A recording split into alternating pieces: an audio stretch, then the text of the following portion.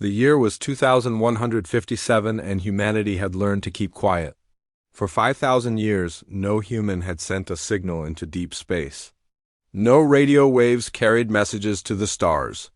No transmissions reached beyond the 12 star systems that humans called home.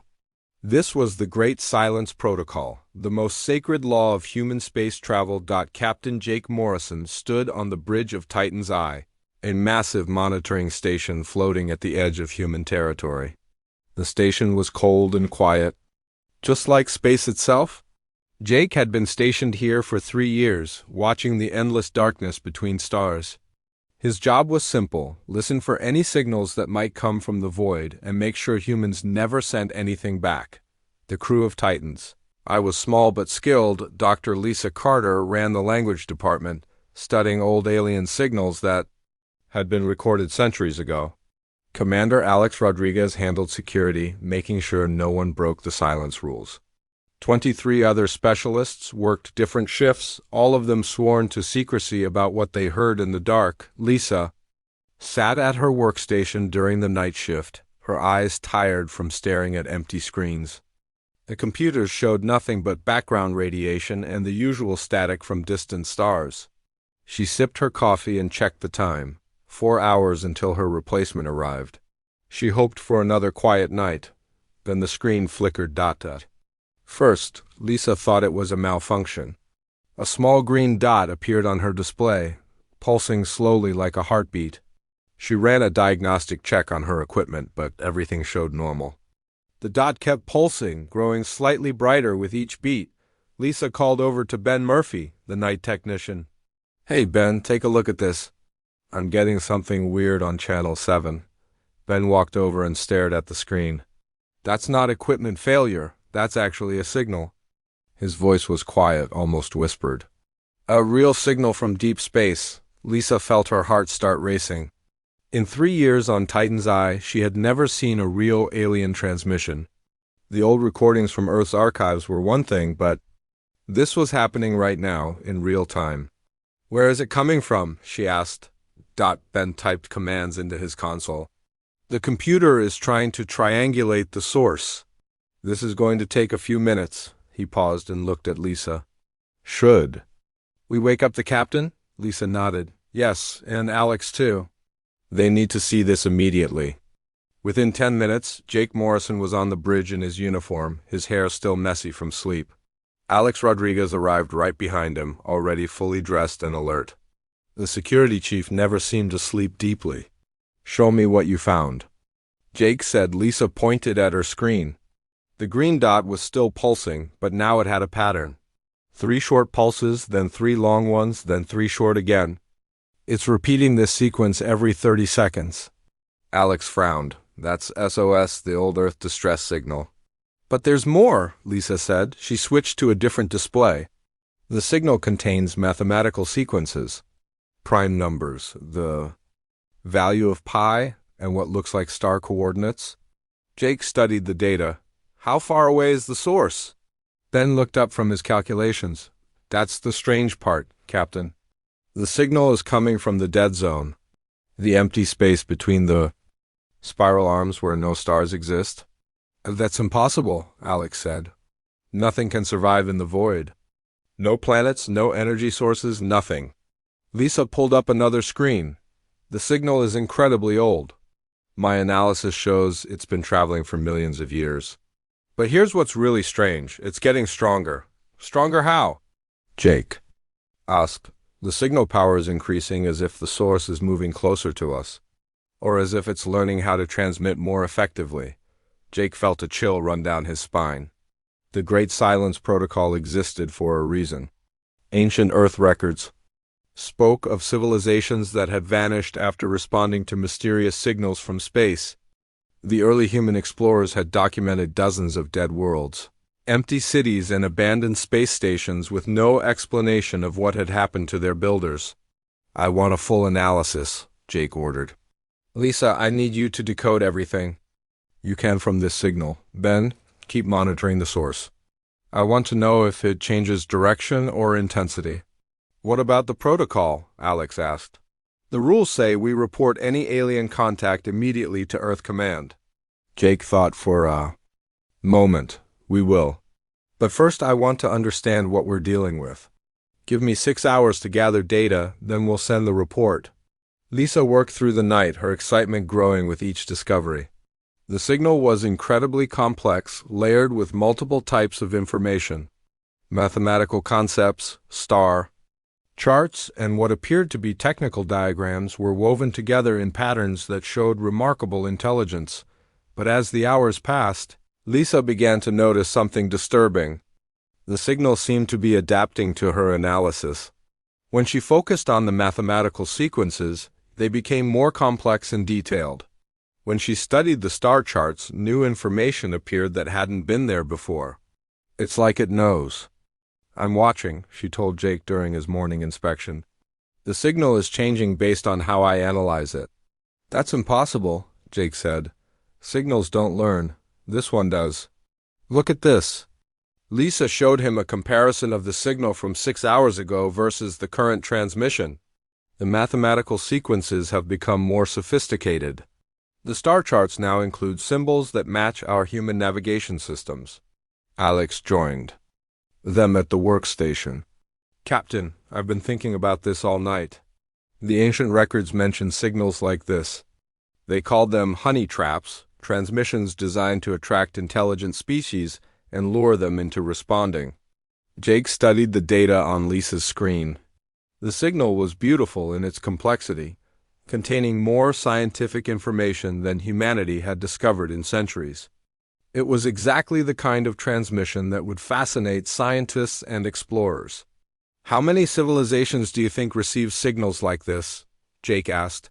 Based on the archaeological evidence from dead worlds, probably thousands, Alex replied, and none of them survived to tell what happened after they responded. Lisa looked up from her work. But what if we're wrong? What if this signal is actually from survivors? What if someone out there needs help? Then they've been waiting for help for millions of years, Jake said. A few more hours won't matter. As the day shift arrived, Jake made his decision. They would continue monitoring the signal and gathering data, but they would not respond. Not yet. Something about the transmission felt wrong. Despite its fascinating complexity, the signal continued to pulse in the darkness, growing stronger with each passing hour. Deep in space, something ancient and patient waited for humanity to take the bait that had lured so many species before them into the endless night. The message reached Earth in seconds through the quantum communicators that connected all human colonies. Jake Morrison's report landed on the desk of Admiral Kate Sullivan at exactly 0800 hours, Earth Standard Time. She read it 3 times before. Reaching for her emergency come unit dot within 1 hour, representatives from all 12 human star systems were gathered in the Great Assembly Hall on Earth. Some appeared as holograms, their images flickering slightly from the vast distances involved. Others had traveled through hyperspace gates. Arriving pale and shaken from the rapid journey, Admiral Sullivan stood at the podium, her uniform crisp and her expression grim. Ladies and gentlemen, we face a decision that will determine the future of our species. For the first time in 5,000 years, we have received a signal from beyond human space. The hall erupted in whispers and murmurs. Dr. Peter Hayes, Earth's chief scientist, raised his hand. Admiral, what exactly are we dealing with? The report mentions mathematical sequences and star charts. The signal appears to be an attempt at communication from an advanced civilization, Sullivan replied. It contains scientific information far beyond our current understanding. However, it also matches the pattern of signals described in our oldest records, the ones that preceded the disappearance of countless alien civilizations. Governor Maria Santos from the Centauri system stood up. With respect, Admiral, those records are ancient. We don't even know if they're accurate. This could be our first real chance to make contact with another intelligent species. It could also be our last, countered General Bob Taylor from the military colony at Volf. 359. The Great Silence Protocol exists for a reason. Our ancestors weren't cowards, they were survivors. The debate began immediately. Dr. Hayes argued that humanity had grown strong during their isolation. They possessed advanced technology, powerful weapons, and a unified government spanning multiple star systems. Perhaps it was time to break their silence and face whatever lay beyond the dark. "We've been hiding for 5 millennia, Hayes said, his voice carrying across the hall. "In that time, we've colonized 12 systems, built incredible cities, and developed technology that would amaze our ancestors. We're not the same weak species that first left Earth." Admiral Sullivan shook her head. "Dr. Hayes, strength means nothing if we're walking into a trap. The signal is adaptive. It changes. Based on how we study it? That suggests an intelligence that's learning about us even as we analyze it." Representative Jenny Wilson from the mining colony spoke up. "What if we're overthinking this? The signal could be from refugees, survivors of some ancient catastrophe. If we don't respond, we might be condemning innocent beings to death. And if we do respond, we might be condemning ourselves," replied Captain Tom Parker from the Border Patrol. "Every extinct civilization we've found had advanced technology. Every dead world we've explored showed signs of a thriving culture. None of that saved them." The argument continued for hours. Some representatives insisted that ignoring the signal was cowardice, that humanity had hidden long enough and should take their place among the galactic community. Others maintained that the signal was clearly a trap, designed to lure species to their destruction. Meanwhile, back on Titan's Eye, Lisa Carter made another disturbing discovery. She had been analyzing the signal for 18 hours straight, and the changes were becoming more pronounced. The mathematical sequences now included human numbering systems. The star charts showed familiar constellations from Earth's sky. Most unsettling of all, portions of the signal now resembled human language patterns. "It's learning from us," she told Jake during his evening visit to her station. "Not just adapting, actually learning. The signal is becoming more human-like." With each hour of analysis, Jake studied the data on her screens. "How is that possible? It's just a transmission." "I don't think it's just a transmission anymore," Lisa said quietly. "I think there's an intelligence behind it, studying us through our analysis. Every time I decode a section, the signal responds by becoming more sophisticated." Commander Alex Rodriguez joined them, carrying a cup of coffee and looking exhausted. "I've been reviewing the historical records again.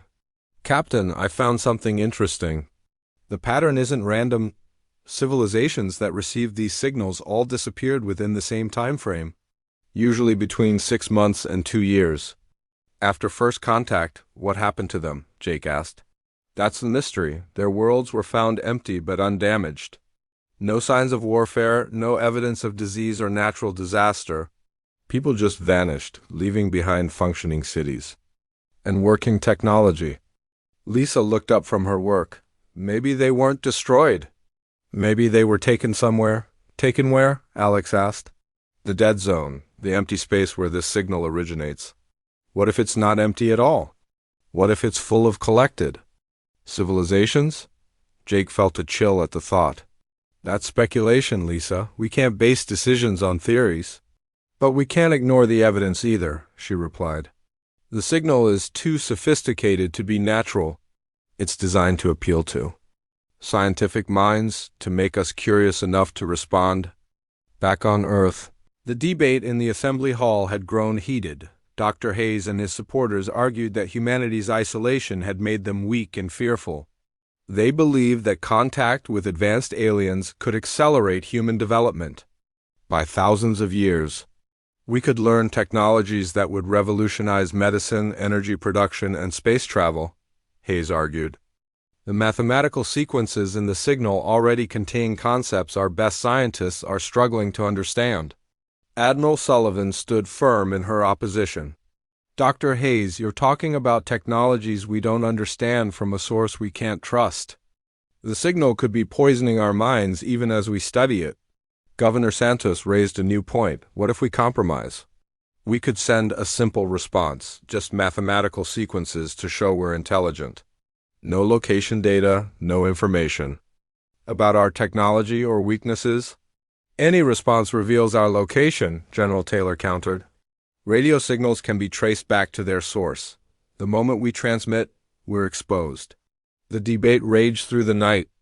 Representatives argued about humanity's readiness, the nature of the signal, and the risks of both action and inaction. Some called for immediate contact, others demanded continued silence, and still others proposed cautious middle approaches. As dawn broke over Earth, the assembly remained divided. The vote was scheduled for the following day, giving representatives time to consult with their home systems and consider the implications of their decision. On Titan's Eye, the signal continued to pulse in the darkness, growing stronger and more complex with each passing hour. Lisa had stopped sleeping, fascinated by the evolving patterns in the transmission. Alex had tripled the security watch, fearing that prolonged exposure to the signal might be affecting the crew's judgment. Jake stood alone on the observation deck, staring out at the stars. Somewhere in the void between galaxies, something ancient and patient was waiting. The question was whether humanity would be wise enough to stay hidden or brave enough to face whatever was calling to them from the endless dark. The vote took place at noon Earth Standard Time on the 7th day after the signal's discovery. The Great Assembly Hall was packed with representatives, military officials, and scientists from across human space. Admiral Kate Sullivan called for order as the final tally was calculated. "The vote is complete," she announced, her voice carrying across the silent hall. "By a margin of 7 systems to 5, humanity will respond to the signal." The hall erupted in chaos. Shouting matches broke out between representatives. Governor Santos and her supporters cheered while General Taylor and his allies sat in stunned silence. Dr. Hayes rushed to the podium, his face flushed with excitement. "This is the greatest moment in human history," Hayes declared. "We're about to make contact with an advanced alien civilization. Our children will remember this day as the beginning of a new age." But the celebration was short-lived. Within hours, 3 entire star systems announced their withdrawal from the Colonial Council. The Vega system, New Eden, and Kepler 442b all recalled their representatives and declared their intention to maintain the Great Silence Protocol regardless of the vote. "We will not be party to the destruction of our species," announced Governor Frank Miller of the Vega system in a broadcast that reached every human colony. "The vote was foolish and dangerous. We choose survival over curiosity." The split in human space was immediate and devastating. Families found themselves on opposite sides of the debate. Military units requested transfers to avoid serving under commanders they disagreed with. Trade between systems slowed as merchants feared traveling to colonies that had voted differently. On Titan's Eye, the crew watched the political chaos unfold while continuing to monitor the signal. Lisa Carter had been working for 5 days straight, sustained by stimulants and sheer fascination with the alien transmission. The signal had evolved dramatically, now containing what appeared to be technical diagrams and star charts that matched human knowledge of local space. "It knows where we are," she told Jake during one of his increasingly frequent visits to her station. "The signal now includes detailed maps of our 12 systems, complete with planetary data and shipping routes." Jake studied the displays with growing alarm. "How is that possible? We haven't transmitted anything." "I think it's reading our computer systems somehow," Lisa said. "Every time we analyze the signal, it learns more about us. It's like a virus that spreads through knowledge." Commander Alex Rodriguez had been monitoring the crew's psychological state and didn't like what he saw. Several technicians had begun reporting strange dreams filled with vast empty spaces and whispers in unknown languages. 2 crew members had requested transfer back to Earth, claiming they felt watched while on duty. "Captain, I think we should destroy all records of the signal and evacuate the station," Alex suggested during a private meeting. "Whatever this thing is, it's affecting our people." And Jake wanted to agree, but the political situation made such action impossible. "The Colonial Council has ordered us to prepare a response message. We can't abandon our post now." The response message took 3 days to compose. Teams of linguists, mathematicians, and diplomats worked around the clock to create humanity's first intentional communication with an alien intelligence.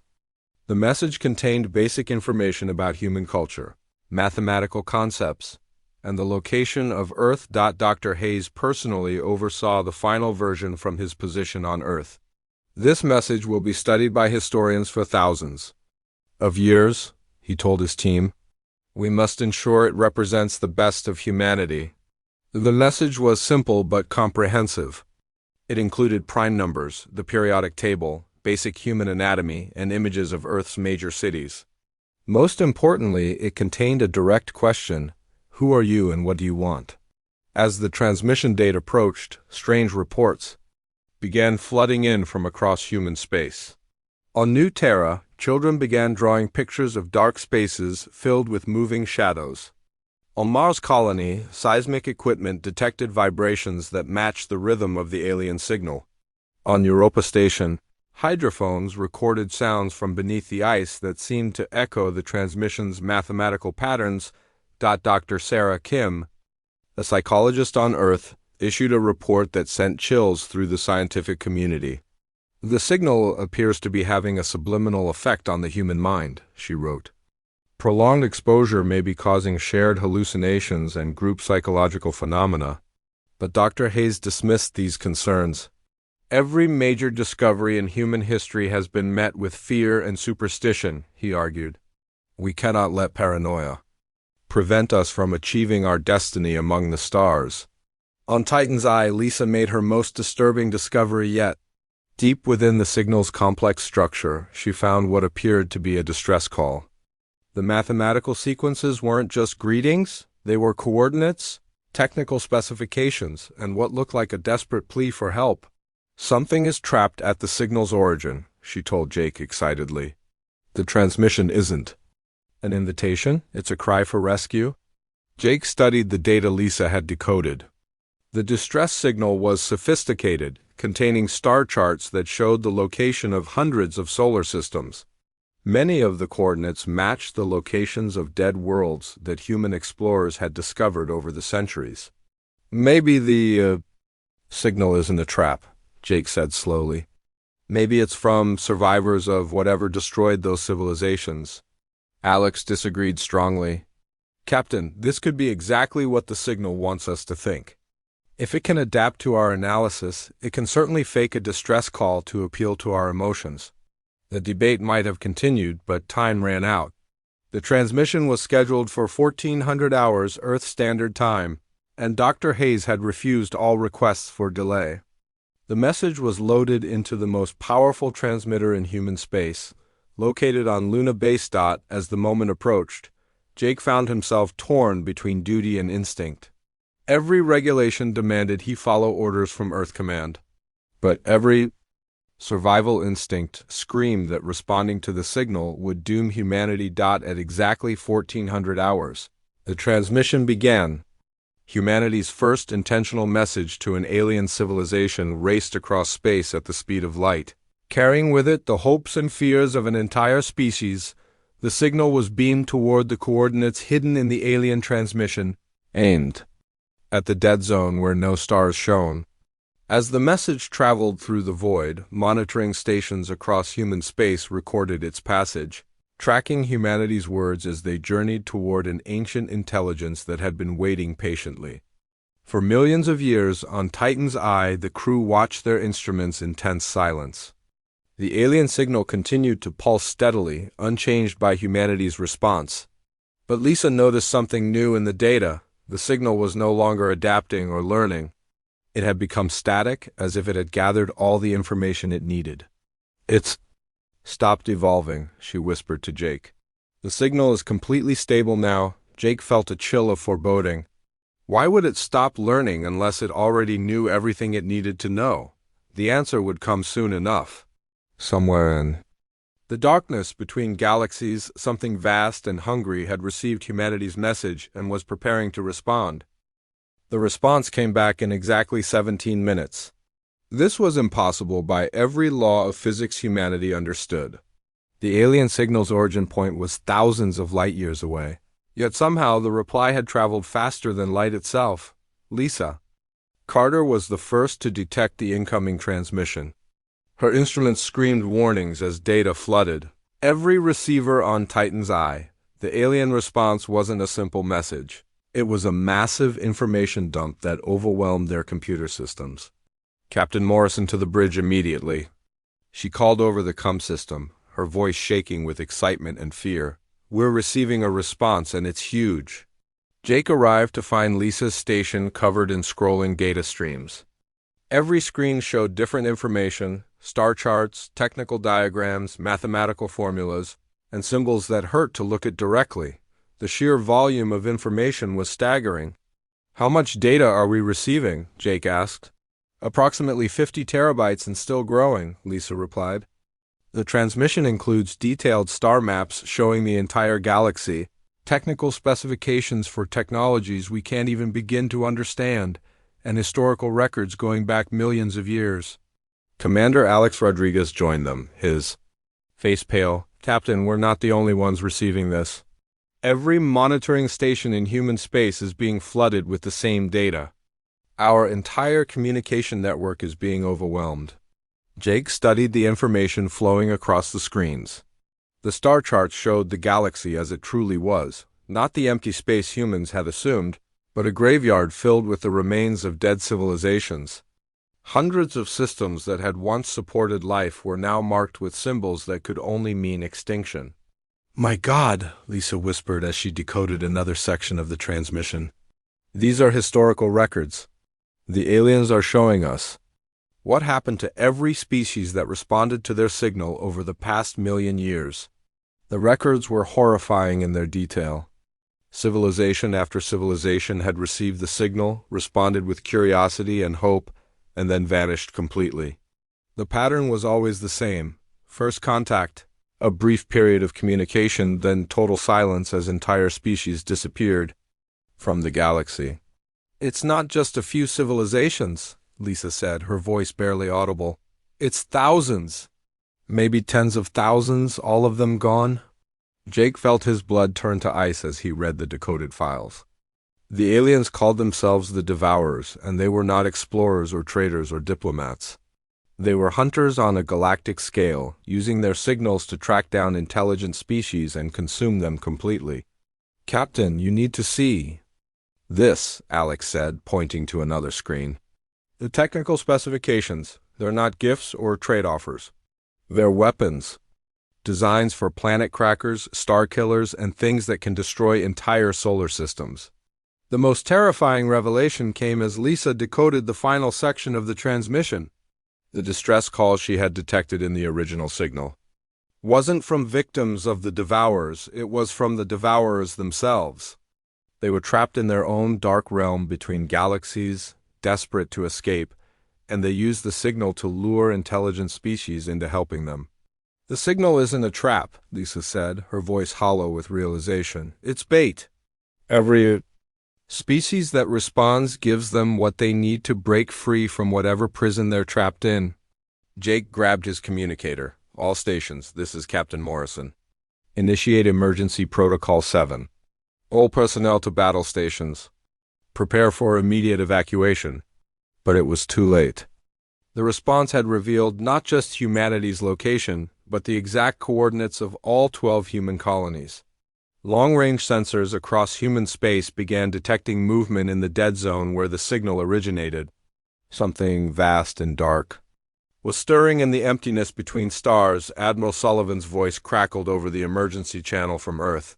All colonial forces, this is Fleet Command. We have detected massive objects moving toward human space. Estimate arrival in 72 hours. All civilian populations are to begin immediate evacuation to designated safe zones. The evacuation order sent panic through human space. Billions of people tried to flee their homes simultaneously, overwhelming transport systems and creating chaos on every world. But there was nowhere to run. The Devourers knew the location of every human colony. On Titan's Eye, Jake made the hardest decision of his life. The station's quantum computer core contained all the data from the alien signal, including the technical specifications and historical records. If the Devourers captured this information, they would learn everything about human technology and weaknesses. Lisa, Alex, I want you to take the emergency shuttle and evacuate immediately, Jake ordered. I'm going to overload the reactor and destroy the station. Captain, you can't, Lisa protested. The data we've collected could be vital to humanity's survival. The data is what doomed us in the first place, Jake replied. If we can't have it, neither can they. Alex nodded grimly. I understand, sir. But I'm staying with you. This is my station too. Lisa refused to leave, and Jake didn't have time to argue. The three of them worked together to prepare the station's destruction. The quantum computer core would be overloaded, creating a brief, artificial star that would vaporize everything within 1,000 kilometers. As they worked, reports flooded in from across human space. The first Devourer scouts had entered the outer systems, moving with impossible speed toward the human colonies.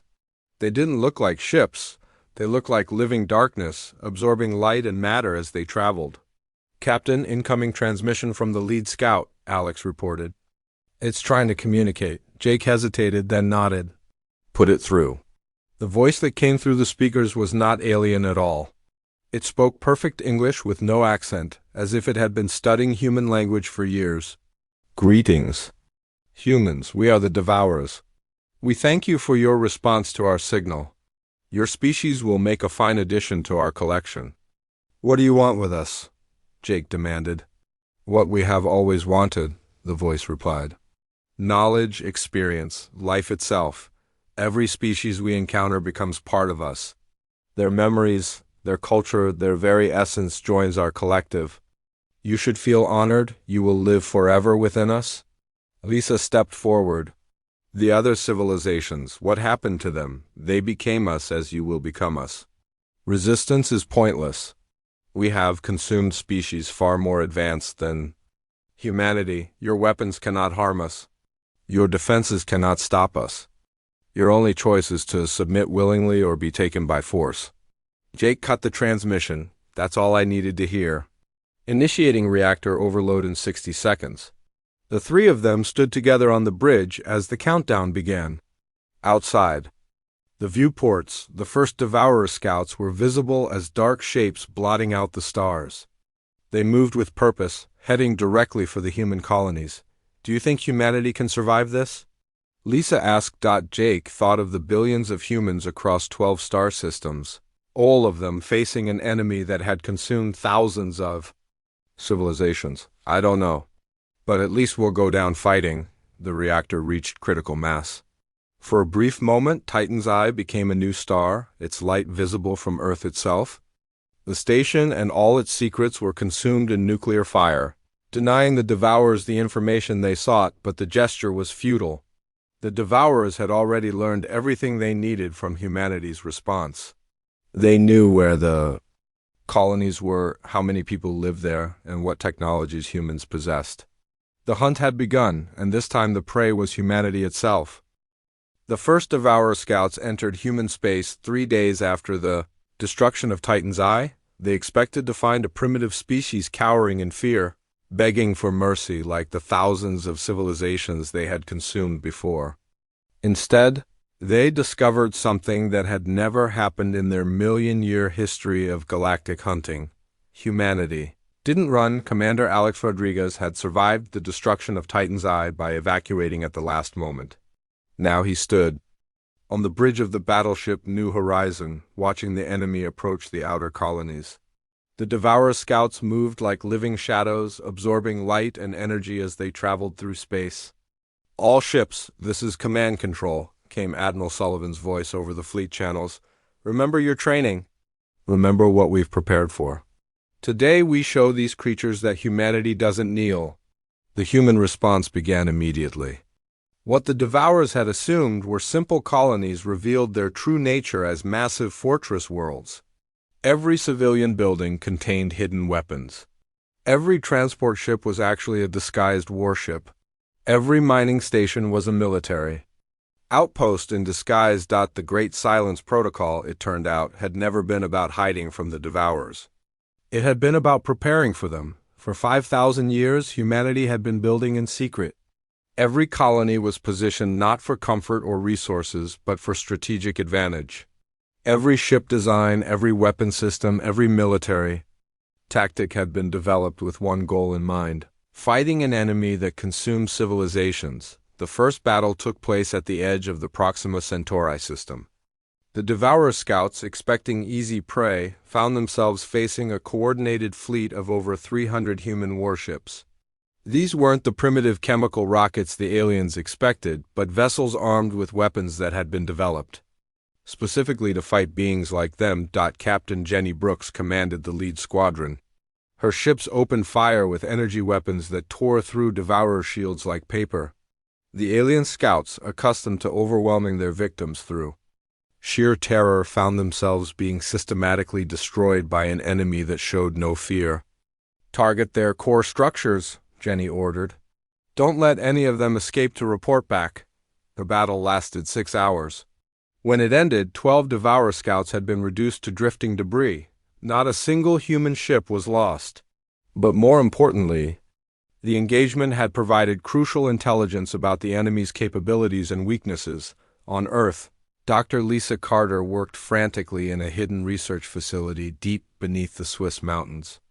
She had decoded the final secrets of the alien signal and discovered the truth about what the Devourers really were. They weren't just hunters. They were refugees, fleeing from something even worse than themselves. "Admiral Sullivan, you need to hear this," Lisa said during an emergency briefing. "The Devourers aren't the apex predators they pretend to be.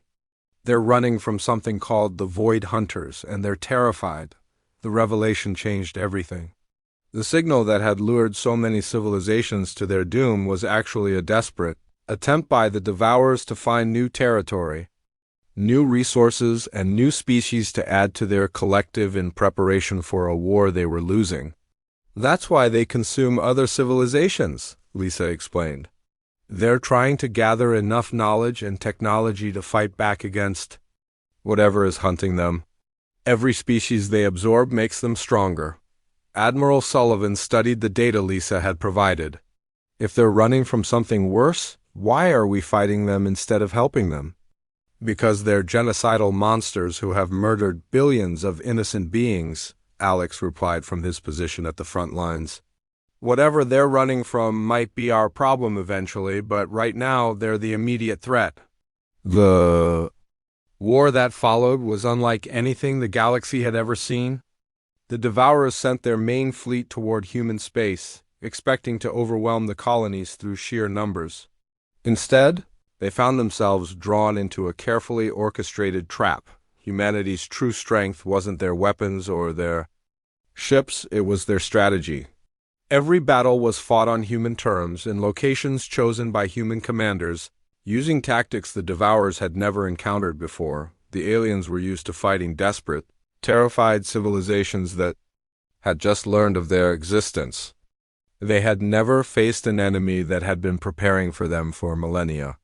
Human forces struck from unexpected directions, used weapons the Devourers couldn't defend against, and employed tactics that the alien collective consciousness couldn't predict. Captain Tim Walsh led the assault on the Devourer command ship, a massive entity that served as the central brain for their entire fleet.